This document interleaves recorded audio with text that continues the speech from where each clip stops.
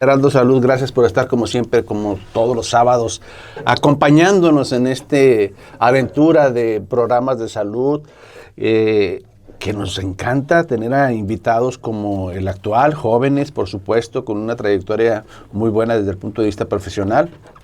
Y como siempre, quiero agradecer a Liz, a Obando, a la gente que está atrás del cristal, a Yair, a Ethel, a Redondo y a Iván Lavín, a todo el equipo que hace posible cada vez va creciendo más este equipo de Heraldo Salud. Lo tenemos en redes sociales, por supuesto, búsquenos como Oscar Hernández, lo transmitimos en vivo, gracias a nuestro compañero y amigo y colaborador Yair. Y su esposa también, que está con nosotros a través de coordinando el asunto de las redes sociales. En fin, cada vez ha crecido mucho este equipo de Heraldo Salud. Y gracias, por supuesto, a usted por la correspondencia que tenemos a través de los medios digitales. Hoy vamos a hablar de casi nada, hombre. Es un tema para nosotros bien importante tanto en la parte clínica como en la parte intrahospitalaria. Y para usted y para todo ser humano, conocido, diría yo, en el universo, ¿no? Para todo ser humano, yo no sé si hay seres extraterrestres y que si llega a verlos, esos seres extraterrestres orinen o tengan excretas y tengan el mismo placer que nosotros tenemos como seres humanos al orinar. Pero para orinar, para ese placer que usted tiene cada mañana, que se levanta y a través de la uretra, mujer u hombre, sentimos cierta sensación de placer al eliminar ese líquido a través de nuestro pene, a través de la uretra femenina, en fin. Pero para que eso suceda, tiene que haber un proceso dentro de nuestro cuerpo. Y en ese proceso está un par de órganos llamados los riñones. Para eso invitamos al doctor Hugo Cárdenas, que está en el Centro Médico de Torreón, acá enfrente de la Alameda, y que él es experto justamente en el asunto de cómo se estudia los riñones, qué función tienen y cómo se llega a producir la orina. Bienvenido, Hugo. Muchas gracias por la invitación y buenos días a tu auditorio. ¿Sí es un placer orinar? Sin duda es una de las máximas o de los máximos logros que se ha tenido en la evolución incluso de todos los mamíferos terrestres. Es algo que lo dijo un médico que se le considera como el padre de la fisiología renal. Lo dijo en uno de sus libros ya viejito, de hace unos 60 años. Él dice que los riñones, gracias a los riñones se pudo obtener esa evolución de pasar de ser unos organismos totalmente acuáticos a pisar la tierra. ¿Sí? Mira, Los riñones mantienen nuestro medio interno, así lo llamó él, nuestro medio interno. Gracias a ellos pudimos salir del agua y retener el agua que nosotros necesitamos en el cuerpo, retener los minerales, retener ciertas proteínas, ciertas hormonas y así poder andar fuera del agua.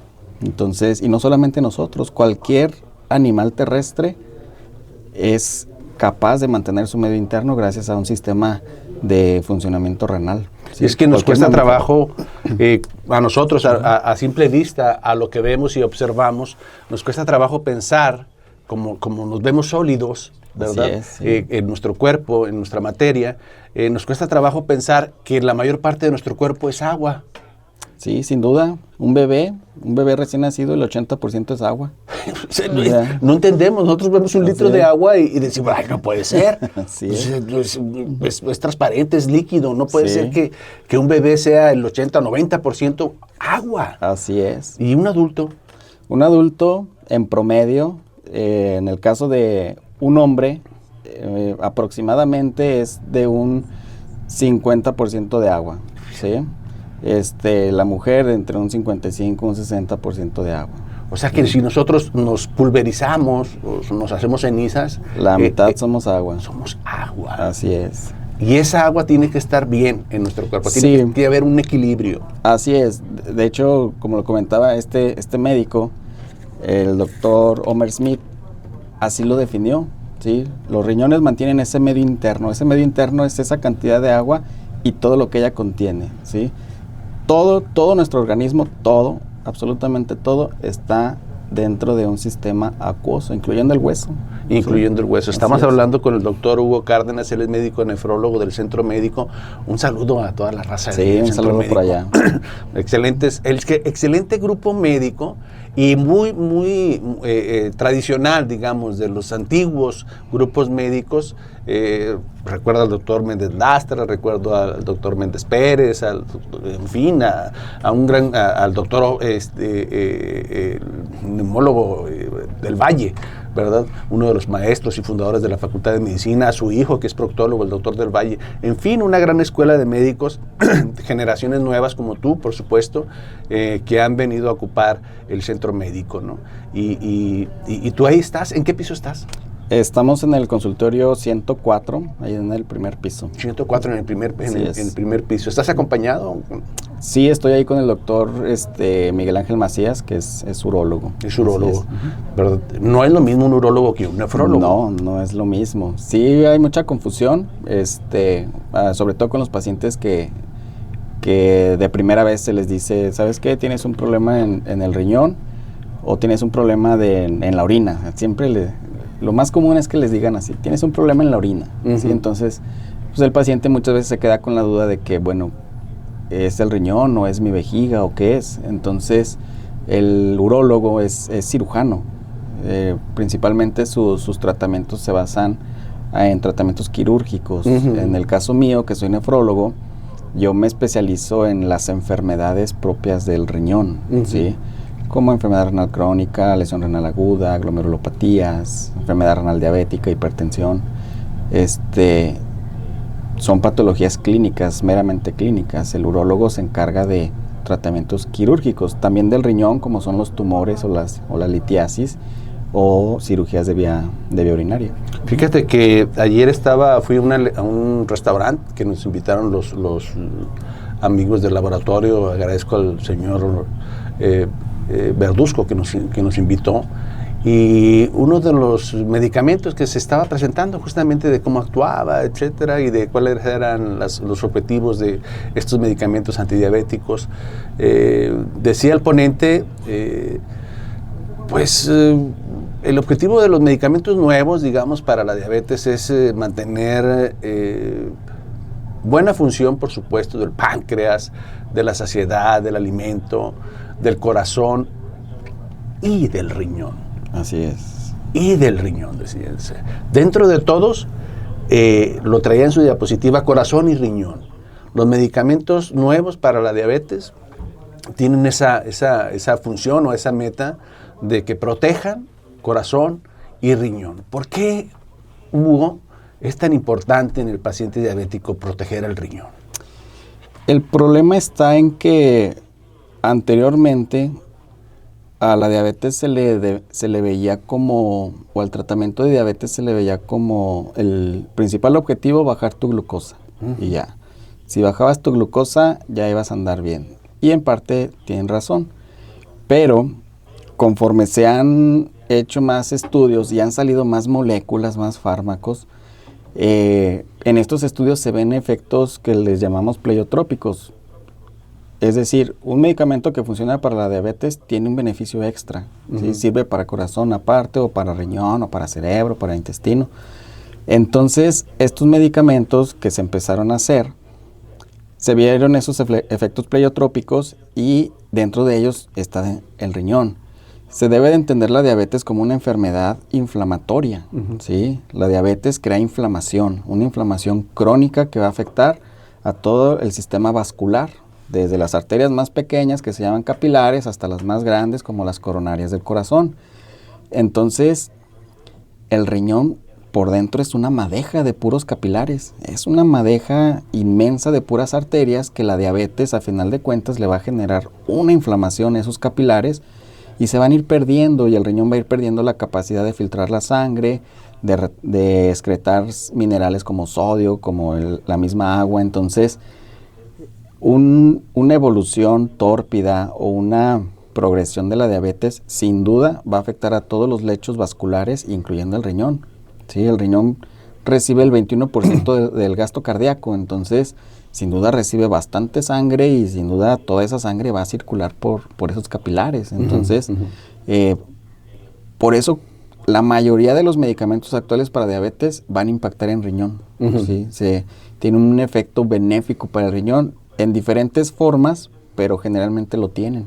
Uno pensaría que el riñón tiene como única función producir la orina, que es muy importante, como lo mencionamos al principio, ¿no? Pero tiene otras funciones también. Pienso en la presión arterial, pienso en la producción de hemoglobina, de los glóbulos rojos. ¿Nos explicas? Así es, el riñón tiene muchas funciones y sí, lo que generalmente se piensa pues es que el riñón sirve para orinar y punto. No, el riñón, la producción de orina en el riñón es el resultado de todo lo que hace, ¿sí? Lo que vemos es la orina, pero ese es el resultado de todas las funciones que él hace. La principal es el filtrado de la sangre, que es un filtrado en donde se llevan todos los desechos, nosotros los llamamos toxinas urémicas. De esas toxinas urémicas hay cientos, que no las podemos medir todas, pero en general, o las que medimos es la creatinina y la urea, y el fósforo. Pero dentro de todas esas funciones del riñón también se encarga, ya lo decíamos, del manejo del agua, ¿sí? Manejando el agua y el sodio por parte del riñón, se controla la presión arterial, ¿sí? Secreta hormonas como la eritropoyetina, por ejemplo, que estimula la médula ósea para producir eritrocitos, glóbulos rojos, para no estar anémicos, ¿sí? Por ejemplo. Se encarga también del metabolismo de los huesos, ¿sí? Se encarga del metabolismo del calcio y del fósforo, que son fundamentales en la salud ósea. Se encarga de la excreción de ácidos. Eso es muy importante en los niños, ¿sí? Porque cuando los niños tienen defectos en esa excreción de ácidos, se quedan chiquitos, no crecen. Ah, sí. ¿Sí? Entonces, tienen muchísimo, por ejemplo, también metaboliza la insulina. Eso es muy común que un paciente con diabetes, ya lo decíamos, cuando tienen un daño renal importante, ese paciente con diabetes nota que mejora la diabetes o mejora el control de la glucosa y dice, voy mejor. Me liberé. Ya estoy bien, pero no es así. De hecho está peor porque el riñón, como ya no metaboliza la insulina, pues la insulina dura más tiempo en el cuerpo, tiene mayor efecto y por eso mejora el control de la glucosa, pero no es que esté mejor. Entonces, el riñón tiene todas estas funciones y algunas otras más. Produce bicarbonato, se interrelaciona con el corazón, con el intestino, con cerebro. Con ese famoso pH, ¿no? Exactamente, entonces la acidez de nuestro cuerpo o la alcalinidad de nuestra sangre. Ahorita que mencionaste tú una hormona bien importante, que es la eritropoyetina, ayer se inauguraron, obviamente todo el mundo lo sabe, los Juegos Olímpicos. Sí. ¿A qué te suena la eritropoyetina y Juegos Olímpicos y deporte? Sí, en ciertos deportistas se puede usar la eritropoyetina para aumentar la producción de glóbulos rojos y aumentar la oxigenación en sangre. Así es. Es el dopaje. Es el dopaje. El dopaje famoso en los Juegos Olímpicos es una de las técnicas, ¿verdad?, que se ha usado hace mucho tiempo. Por supuesto, la Comisión Antidopaje ya la tiene bien estudiadita, ¿no? De cómo detectar eritropoyetina en los pacientes de alto nivel elite de los Juegos Olímpicos. Y hay un estira y afloja, ¿no?, entre la industria pro dopaje, para que los gobiernos y los países sobresalgan y ganen medallas de plata y tengan su medalla justamente sobre un predominio sobre el resto de los países. Y otro grupo oficial justamente de la agencia antidopaje, ¿no? Pero esta eritropoyetina, olvídese, ¿no? Dio muchas medallas a muchos pacientes y después se las quitaron, ¿no? Lo que pasa es que sucede que parece ser que los pro dopaje van como 2 décadas adelante de la agencia antidopaje, ¿no? Entonces, la agencia antidopaje lo que hace es recolectar orina, justamente sangre de los pacientes, de los deportistas, la almacena y cuando ya tiene la técnica nueva, dentro de 6 o 8 años, vuelve a analizar esas muestras y resulta que detecta trazos de dopaje, ya sea hormonas, ya sea eritropoyetina, ya sea cualquier otra sustancia prohibida para el deporte, y entonces es cuando le quitan la medalla al deportista 4 o 5 años después, ¿verdad? Entonces, así es como está funcionando actualmente las agencias pro dopaje y antidopaje, pero es toda una industria, sobre todo los rusos, ellos son muy, muy, muy buenos para este asunto no, tienen muy mala fama en ese sentido de producir el dopaje, ¿no? Pero bueno, regresemos a hablar con nosotros. Está con nosotros el doctor Hugo, que está en el centro médico. Él es el doctor Hugo González Cárdenas y es nefrólogo. Hay una palabra que cuando nosotros la pronunciamos, tanto en terapia intensiva como en piso, como en consultorio, no les gusta a los pacientes en general. No les gusta, Hugo. Yo diría que es casi como el diagnóstico de que usted tiene cáncer. Pues cómo, ¿no? Igual es, señor, señora, por cualquier motivo, una enfermedad inmunológica, pero generalmente pienso en el paciente diabético, lo tenemos que dializar. ¿Qué significa esto y por qué? Eso es un golpe muy fuerte para el paciente, ¿sí? En su estado de ánimo, en su estado de convivencia familiar incluso, ¿sí? Pero decirle a un paciente, ¿sabe qué? Se tiene que dializar, es todo, hay que verlo en un contexto, en cómo está ese paciente.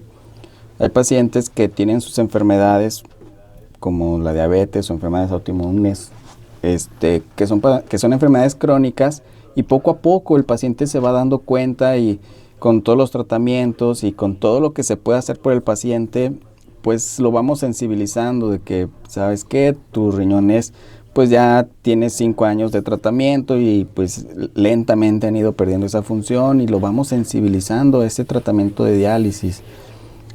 Hay pacientes que en semanas pierden la función renal. De estar bien, ellos se consideraban sanos, y en semanas decirles, ¿sabes qué? Ya perdiste tus riñones, necesitas diálisis, es un golpe muy fuerte.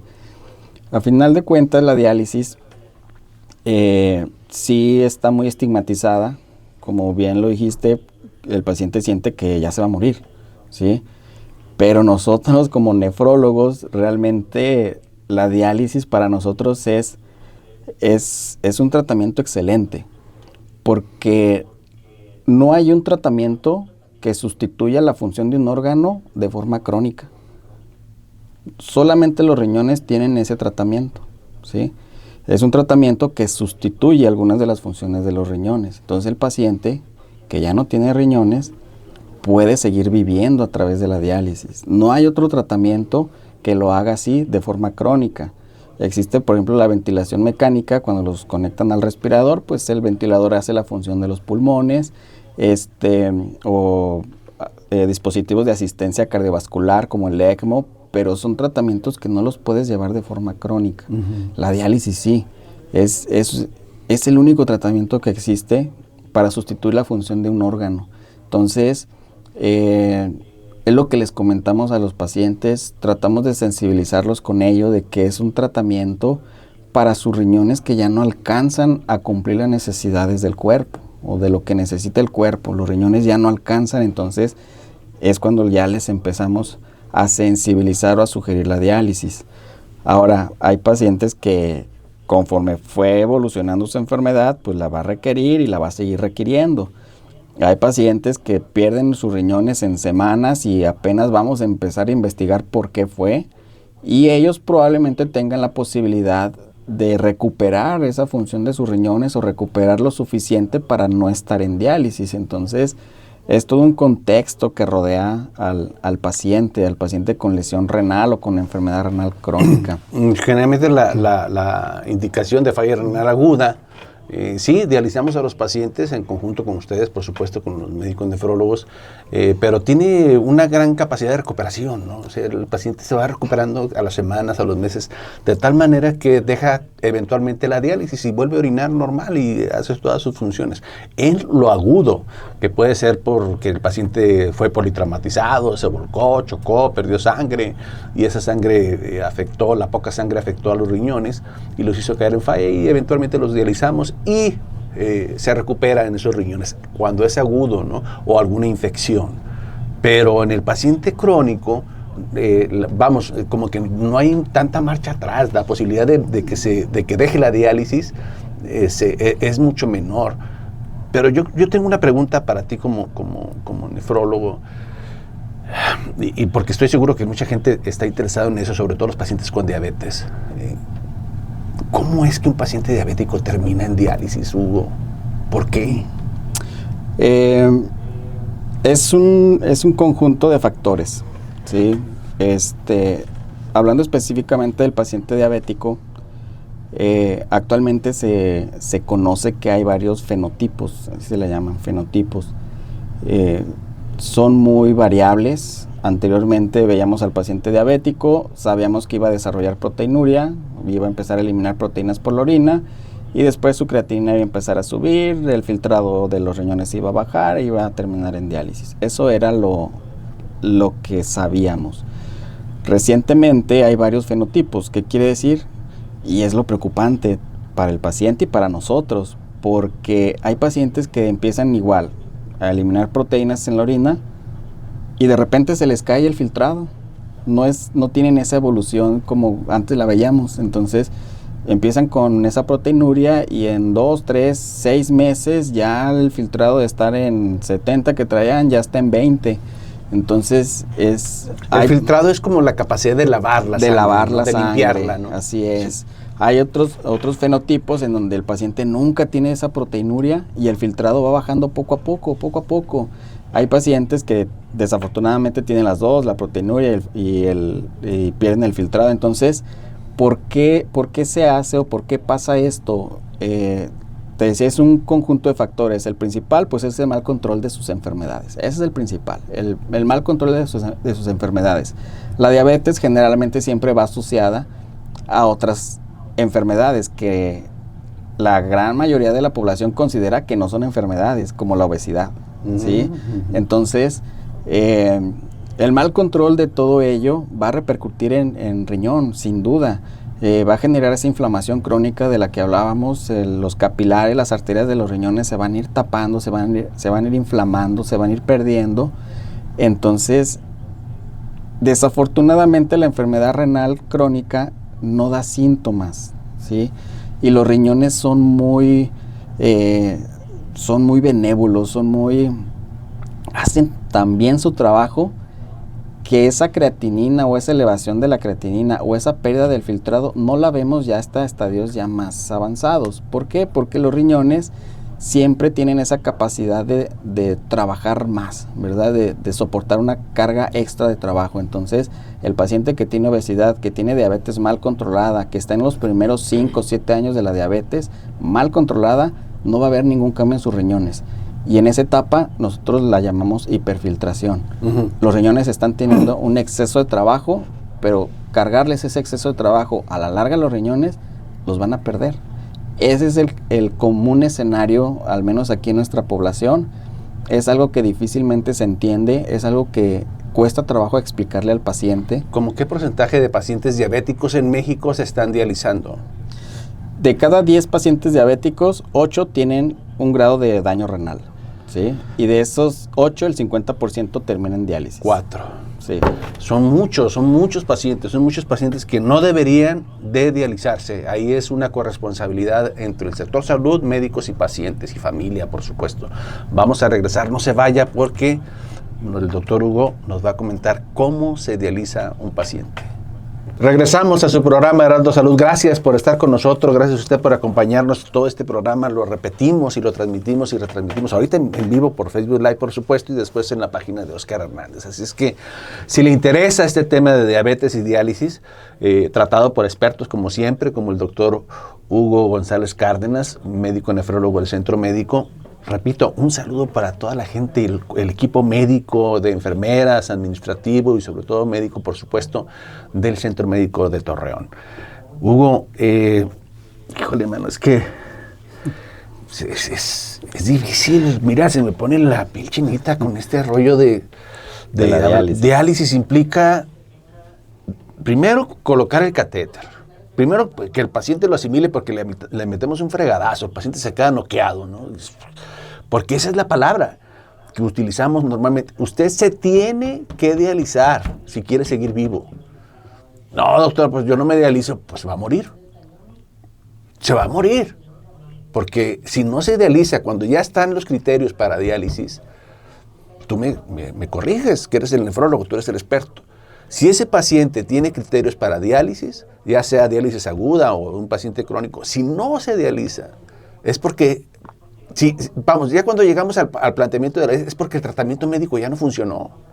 Ya le pusimos diurético, ya le pusimos menos líquido, le restringimos potasio, etcétera, etcétera. Ahorita hablamos de ese famoso potasio. Si no se dializa, ese paciente se va a morir. Por eso el nefrólogo y los médicos que indican la diálisis, le hablamos en esos términos. Usted si quiere seguir vivo, se tiene que dializar. Entonces eso como que no nos gusta a los pacientes, a fuerza. O sea, así como que si no me dializo y si no quiero, pues si no quiere se va a morir. ¿Es así? Sí y no. Sí es así porque eso es muy frecuente que se vea en las instituciones de salud públicas, ¿sí? Por la carga que tienen de trabajo los médicos, por X cosa que pase ahí en las instituciones, así lo manejan, ¿sí? Entonces es que me dijeron que ya me tengo que dializar. De hecho, que si no me dializaba me iban a dar de alta. Así les dicen, ¿sí? Cosa que no debe ser. Así no es. La diálisis sirve para muchas cosas, ¿sí? Sirve para manejar el agua, para la anemia, para la hipertensión, para eliminar obviamente toxinas, ácidos. Sirve para muchas cosas. Pero yo les digo a mis pacientes, solamente tiene 2 objetivos la diálisis. Solamente tiene 2. Uno es mejorar la calidad de vida y la otra es que sirva como puente para un trasplante renal. Entonces, si mi paciente ya tiene las toxinas altas, ya tiene cierto grado de anemia, pero ese paciente sigue orinando, sigue trabajando, come bien, duerme bien, su funcionalidad es normal. Si yo a ese paciente, por el simple hecho de traer las toxinas altas, yo lo meto a diálisis, no le voy a generar ningún beneficio, ¿sí? De hecho, lo expongo a más riesgos como son infecciones, o desnutrición. Entonces, la diálisis se ofrece o se necesita, ahora sí, cuando yo sé que va a mejorar su calidad de vida. De otra forma, empezar la diálisis se puede empezar desde una etapa temprana, pero pues realmente no, el beneficio que pueda tener el paciente o el beneficio que pueda sentir el paciente es mínimo. Yo creo que está muy mal eso cuando los manejan de esa forma, de que es que se tiene que dializar o se va a morir. Pues en cierto punto no, o sea, hay que ver el contexto del paciente y realmente el requerimiento de la diálisis. Voy a contradecirte. En terapia intensiva le tenemos mucho miedo a una sustancia que se llama potasio.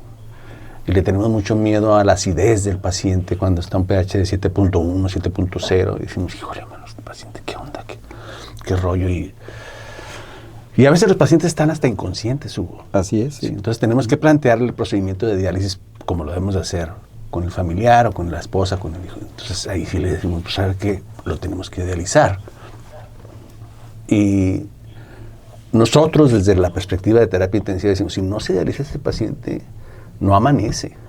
Con este pH de 7.0, con este potasio de casi 7, 6, que no sabemos qué va a pasar, no nos va a ir bien. ¿Qué opinas? Sí, este tipo de pacientes, en el paciente crítico, es un paciente que se sale de la norma, ¿sí? Tenemos criterios absolutos de inicio de diálisis, ¿sí? Esos criterios absolutos, como bien lo dices, pues es el pH, es la hiperpotasemia o la hipercalemia, es un síndrome urémico, es un edema agudo pulmonar, que el paciente ya se esté ahogando por la acumulación de agua. Son indicaciones absolutas. Entonces, si no dializamos al paciente, muy seguramente va a fallecer. Entonces, esto es muy frecuente en el paciente crítico, ¿sí? Entonces, el paciente crítico, por la enfermedad de base que él tenga, hemorragias, politrauma, infecciones, cirugías de corazón, dependiendo de la enfermedad de base, nosotros sabemos más o menos cómo va a evolucionar el paciente. Por ejemplo, un paciente que se accidentó en el carro y tiene múltiples fracturas y ahorita trae un potasio de 5, muy seguramente en 6 horas ese 5 se va a volver a 7 si no está orinando. Entonces, si ese paciente crítico se sale totalmente de la evolución crónica de un paciente con diabetes, por ejemplo. Entonces, sí, en esas situaciones, sí es sin duda, o se dializa o el riesgo de fallecer es casi del 100%, así es. ¿Por qué le tenemos tanto miedo al potasio, Hugo? El potasio es tóxico para el corazón, ¿sí? Entonces, el potasio solamente el riñón en buena cantidad lo puede eliminar. Hay cierta eliminación a través de intestino, pero el potasio o el metabolismo del potasio, allí el mismo cuerpo lo mete a la célula, lo saca de la célula y ahí como que lo va peloteando, pero la única forma de eliminar potasio realmente es a través de la orina. Entonces el potasio cuando se empieza a elevar es tóxico para el corazón, empieza a generar bloqueos y a final de cuentas el corazón se puede llegar a parar. ¿Sí? Arritmias. Arritmias. El rango del potasio es muy corto. Fíjate que lo que nos pasaba en terapia intensiva, estamos hablando con el doctor Hugo Cárdenas González, médico nefrólogo del Centro Médico. Lo que nos pasaba en terapia intensiva con los pacientes con falla renal crónica, hay un fenómeno que se llama crónico agudizado, ¿verdad? Así es, sí. Entonces, pacientes ya traían un poquito de falla renal antes de entrar a terapia intensiva y se empeora, digamos, en la UCI. Y luego, pues a veces nos lo mandaban muy maltrecho al paciente, ¿no? Ingresaba al paciente muy maltrecho. Entonces, dentro de esos maltrechos no solamente me refiero a la físicamente, sino también a los laboratorios muy malos. O sea, dentro de esos, de todos los laboratorios, la urea, la creatinina muy alta, etcétera, y el potasio muy alto. Y uno de los peores escenarios que nos pasaba a nosotros en terapia intensiva, incluso antes de entrar a terapia intensiva en las salas de urgencias o admisión, es que el paciente cae en paro cardíaco. Y bueno, pues hay que intubarlo. Sabemos nosotros los antecedentes del paciente, que ya nos enteraron de alguna manera directa o indirecta, que el paciente trae falla renal, etcétera, que está muy acidótico, que trae su pH muy bajo, en fin, y que dentro de otras cosas trae el potasio muy alto. Entonces el paciente hace las arritmias, los famosos bloqueos que está mencionando el doctor Hugo, y cae en paro cardíaco. Y esos pacientes que nos caían en paro cardíaco, difícilmente los reanimábamos. Sí, estando en terapia intensiva, con nuestros ventiladores último modelo, con nuestros mejores médicos y enfermeras, la mejor técnica de masaje cardíaco y de reanimación cardiopulmonar, y no sale el condenado paciente. Es decir, tenemos pacientes que sí los logramos sacar de la reanimación cardiopulmonar, del masaje y de la ventilación, los logramos sacar en 5 o 10 minutos, y bien, sin secuelas. Pero ese paciente nefrópata, o sea, enfermo de los riñones, con potasio alto, se resiste a el masaje cardíaco. Sí, yo he visto varios pacientes así en críticos, en donde por la hipercalemia o el potasio alto empiezan ya a generar las arritmias y empiezan a generar una inestabilidad hemodinámica, se empiezan a hipotensar, por ejemplo, debido a la falla de bomba del corazón. Entonces, sí es ahí un luchar, bueno, no luchar, pero sí son ahí opiniones encontradas con algunos médicos de terapia intensiva, en donde les decimos, pues es que hay que hemodializarlo, ¿verdad? Hay que poner el catéter y conectarlo a la máquina. Y oye, pero pues es que se le va a bajar más la presión al conectarlo a la máquina y empezar a circular la sangre. Pues sí, pero no hay otra, ¿sí? De hecho, Yo espero que ese paciente, una vez que se conecte y empiece a eliminar el potasio en la máquina, ese paciente va a mejorar la presión porque le vamos a quitar el potasio y le vamos a quitar la arritmia que trae por el potasio. Entonces, pero eso se hace antes, o sea, previendo la evolución del paciente de acuerdo a la enfermedad que él trae. Ya una vez que cae en paro, realmente ya no hay forma, ¿sí? No hay forma de meter un paciente en hemodiálisis en paro, obviamente.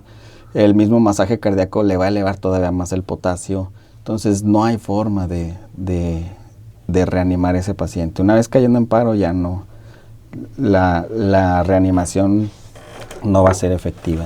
No queremos llegar ahí. Exacto. Ni siquiera queremos llegar a la falla renal.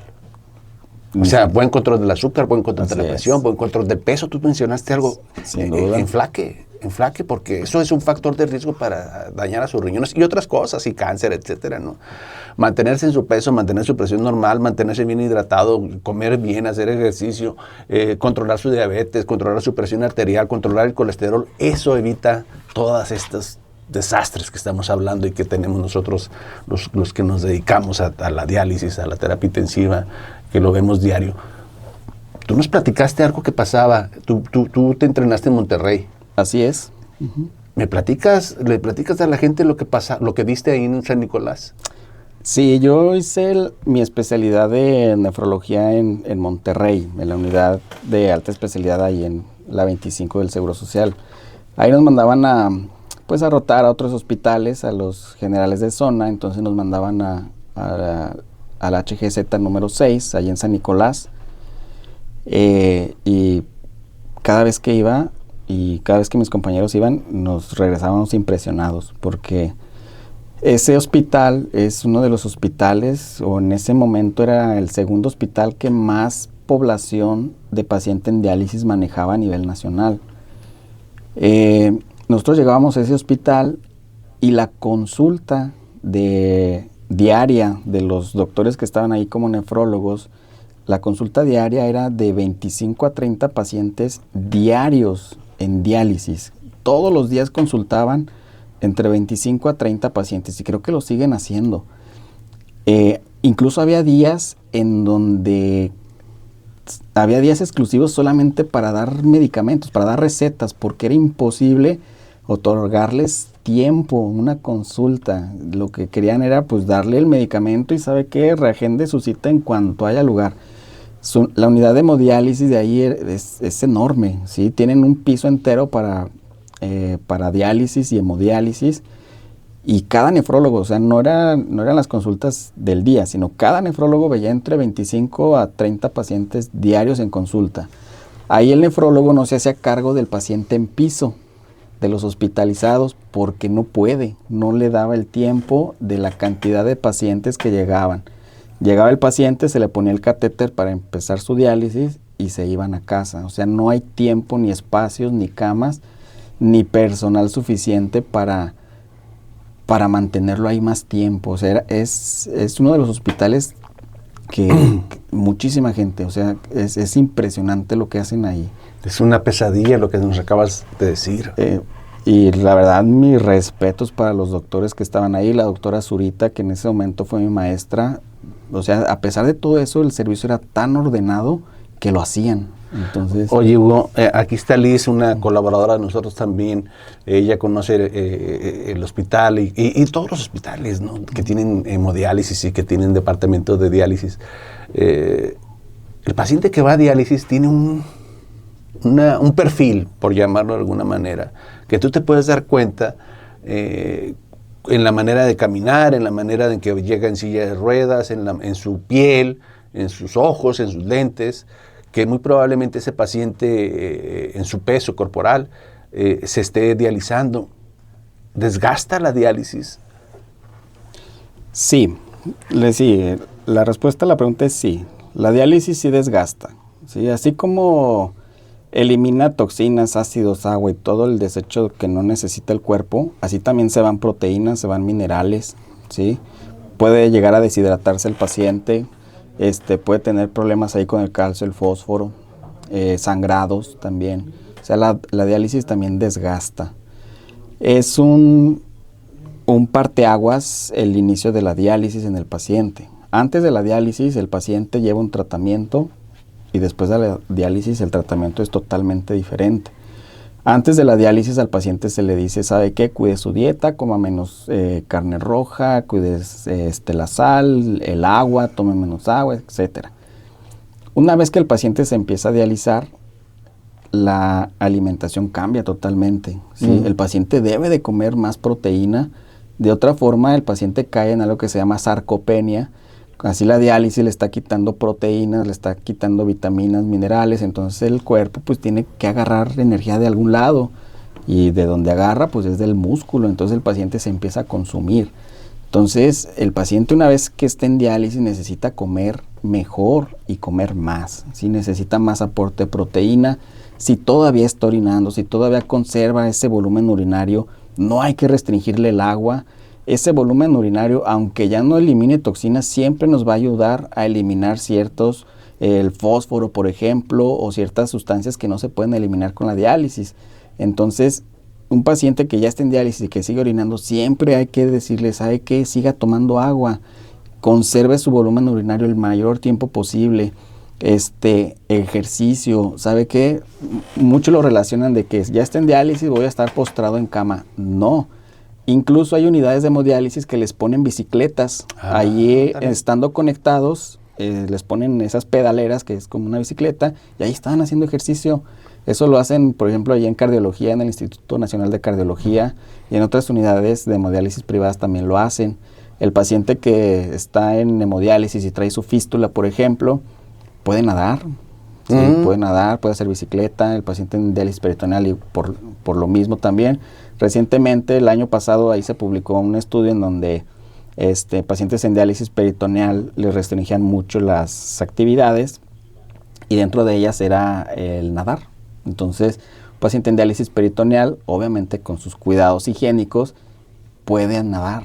¿Sí? A pesar de traer ahí el catéter en el abdomen, puede nadar. Es que hay dos tipos de diálisis, ¿no? Una por la sangre y otra por el abdomen. Así es. ¿Cómo está ese asunto? Hay dos tipos, que es la diálisis peritoneal y la hemodiálisis. La diálisis peritoneal se hace en el abdomen. Se coloca un catéter, es una manguerita ahí de silicón que se introduce en el abdomen y a través de ese catéter se introduce un líquido al abdomen. Y ese líquido se introduce, se desconecta y ahí dejan ese líquido en el abdomen unas 5 o 6 horas, depende del paciente. Y una vez que pase ese tiempo se vuelve a conectar a otra bolsa nueva, se drena ese líquido y entra otro nuevo. Entonces ese líquido que se drenó es el que absorbe todas esas toxinas y agua y todo lo que no necesitamos. O sea, hay una capa en nuestro abdomen que es el peritoneo y llega a funcionar como riñón. Exactamente, esa capa, ese peritoneo es el filtro. Entonces, y ese líquido que lava la sangre, pues es el que entra y sale. La hemodiálisis es diferente. Bueno, la diálisis peritoneal se hace en casa. Sí, es importante. Esa se hace en casa y lo hace un familiar o incluso el mismo paciente. Está padre eso, y ¿no? se dializa todo el día. O sea, todo el día trae líquido en el abdomen. Y la hemodiálisis es diferente. Funciona diferente, sirve para lo mismo, pero funciona diferente. Se coloca un catéter, este catéter va en una vena, ¿sí? Sí va en una vena que es aquí del cuello generalmente, y ese catéter llega al corazón. A través del catéter se conecta a una máquina, la máquina saca la sangre, la limpia y la regresa por ese mismo catéter. Ese tratamiento dura 3-4 horas y se tiene que hacer 2 o 3 veces por semana y se tiene que hacer en un hospital o en una unidad de hemodiálisis. ¿Cuál es la diferencia? Cuando me preguntan los pacientes, bueno, ¿y qué es mejor? ¿Cuál es mejor? Las dos son buenas, a los dos les va igual. No hay ninguna diferencia en cuanto a mortalidad de una y otra. Las complicaciones son diferentes. Pero yo lo que les digo a mis pacientes, sobre todo a los pacientes mayores de 65 años, es que imagínense la diálisis, ya sea la peritoneal o la hemodiálisis, como una sustitución de la función de sus riñones. Entonces, un paciente que está en diálisis peritoneal tiene riñones todo el tiempo, porque todo el tiempo trae ese líquido ahí en el abdomen, todo el tiempo está filtrando la sangre. En caso contrario de la hemodiálisis, un paciente que se hemodializa 2 veces a la semana y cada hemodiálisis le dura 3 horas, solamente tiene 6 horas de riñones a la Oye, semana. ¿la hemodiálisis requiere un hospital? ¿O se puede hacer en la casa? No, en la casa no. No hay. Ni comprando la máquina, ni... En algunos países, en Europa, como en Francia, hay hemodiálisis domiciliarias, que se le llama hemodiafiltración. Allá sí se hace. ¿Cuál es el problema de aquí en México? En México sí se cuentan con las máquinas, se cuentan con los filtros y el tratamiento de agua necesario para instalar una hemodiálisis en casa. ¿Cuál es el problema? La basura. Aquí en México no hay sistema de recolección de RPBI, que es desechos, lo que desechos sanitarios. Exacto. Entonces, la hemodiálisis en casa, pues va a desechar agujas o va a desechar sangre, los filtros que llevan sangre. Entonces, en México no hay un sistema de recolección de ese tipo de basura hospitalaria. Okay. Por eso no se puede hacer aquí en México. No es que no haya máquinas o no es que no haya el personal, sí lo hay, las empresas lo hay, como es Baxter, por ejemplo, o Fresenius, pero en México no existe ese sistema de recolección de basura. Por eso es que no se puede hacer. Pero en otros países sí. En otros países sí. En Estados Unidos supongo que sí. En Estados Unidos. Oye, ¿es cara la hemodiálisis? Sí es cara. Una sesión de hemodiálisis. Oye, no vas a contestar, no, lo que pasa es que usted está pobre, doctor. Bueno, pues sí, entre otras cosas, pero ¿es cara? Sí es cara. Sí es cara, es un gasto bastante importante para el paciente, la familia.